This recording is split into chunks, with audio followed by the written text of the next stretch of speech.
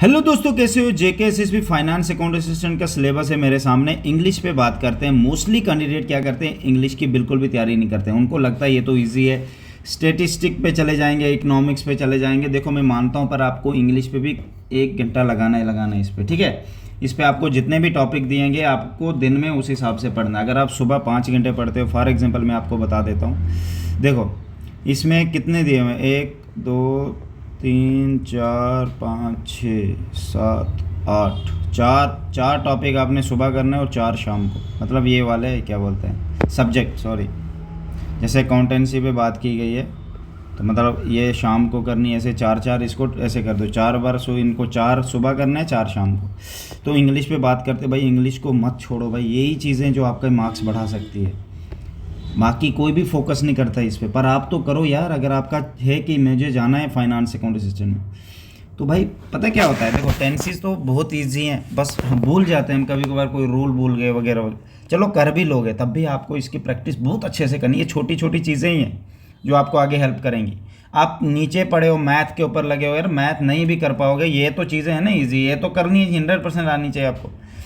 फिर रीअरेंजिंग, बहुत example solve करो, CGL लेवल के पेपर निकालो प्रीवियस ईयर, ठीक है।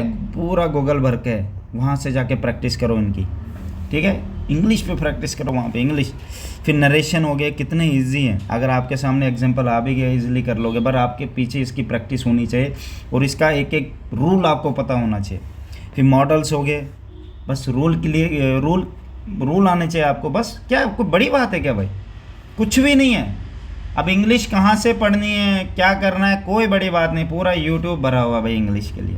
मॉडल्स भी सर्च मारोगे ना, सामने एकदम आ जाएगा, विद एग्जांपल ले आएगा। बेसिक ले लेना विद एग्जांपल, या ChatGPT है वहाँ से निकाल सकते हो मेरे हिसाब से।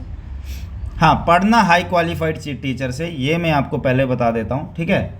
आप लो लेवल से पढ़ोगे, कभी कभार एक चीज़ में गलती भी कर लेगा, पर आपको पता नहीं चलेगा। आपको लगेगा शायद रूल में ऐसे ही है, पर एक्चुअल में वो नहीं होगा, फिर आप सफ़र करोगे।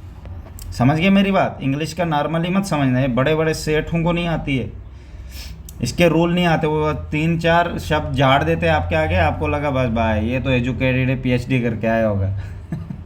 ऐसा कुछ भी नहीं। फिर आर्टिकल हो गए भाई, आर्टिकल के अगर रूल आपको आ गए ना, मैं कसम करता हूँ कभी भी आर्टिकल आप, मुझे नहीं होता था ये मुझसे, पर मैंने इसके रूल बहुत बेसिक, कैसे नहीं कितने दिन लगे, मुझे लगता है 50 दिन को इन चीज़ों को रूल और सही तरीका ढूंढने में लग गए होंगे मुझे, ठीक है। फिर उसके बाद आ गया कंपेरिजन विद ब्लैंक्स फिल। ये तो मतलब ज़्यादा टफ नहीं, बस पता होना चाहिए। ये देख लेना, सेम वर्डिंग होती है, वरना आवाज़ सेम होती है पर उसका मीनिंग अलग अलग होता है, वो ध्यान रखना।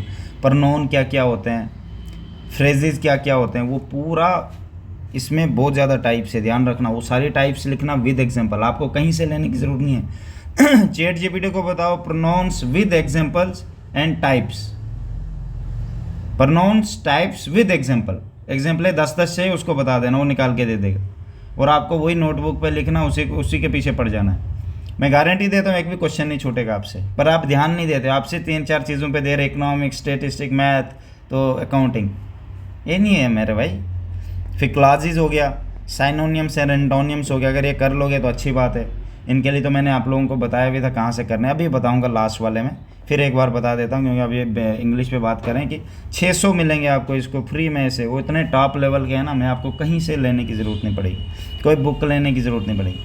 Pair of words in their uses meaningful sentence, कोई टफ नहीं है। प्रैक्टिस, मैंने कहा ना, CGL के प्रीवियस ईयर पेपर गूगल पे सर्च मारो, SSC CGL previous year paper, सामने हज़ारों के हिसाब से आ जाएंगे। इंग्लिश में चाहे हिंदी में कर लेना आप। इडियम एंड फ्रेजेस, इसके लिए तो भाई प्रैक्टिस है, हद से ज़्यादा आपको प्रैक्टिस है। जैसे ये मुझे भी नहीं पता था, जब मैंने प्रैक्टिस बहुत बार की, मोस्टली मेरे क्वेश्चन ठीक होने लगे। फिर मैं समझ गया कि एक्चुअल में जो पूछ रहा है सेम वर्डिंग नीचे मैच नहीं होनी चाहिए, इसका मीनिंग ही कुछ और होगा, ठीक है। तो आप समझ गए, प्रैक्टिस बहुत ज़्यादा इंपॉर्टेंट है इसमें। Uses of prepositions, active and passive भी आने चाहिए। अब आप बोलोगे नहीं मुझे एक्टिव आते हैं, पैसिव, भाई आते की बात नहीं है, प्रैक्टिस करनी ही करनी है आप लोगों ने इसमें, ठीक है। यूजेस ऑफ प्रीपोजिशंस, कितने टॉपिक इसमें अभी मैंने पढ़े, आपको इजी लगे होंगे, मोस्टली आपको लगे होंगे कि हाँ अगर मैं ये पढ़ूंगा तो डेफिनेटली कर लूँगा। तब भी करने चाहिए, आपकी इंग्लिश जितनी भी अच्छी क्यों ना हो, इसको ज़रूर पढ़ लेना मेरे भाई, कम से कम 10 15 बार तो ज़रूर। नोटबुक पे लिख लेना, सबसे बेस्ट यही होता है, नोटबुक पे अपने सोच के हिसाब से लिख लेना। अगर आपको कभी समझ नहीं आता है, मैंने आप लोगों को बताया भी था, चैट जीपीटी पे जाके उसको इंग्लिश वर्ड से यूज़ करना। कुछ भी आप डालोगे डेटा उसके ऊपर तो नीचे लिख देना ट्रांसलेट इन HINGLISH।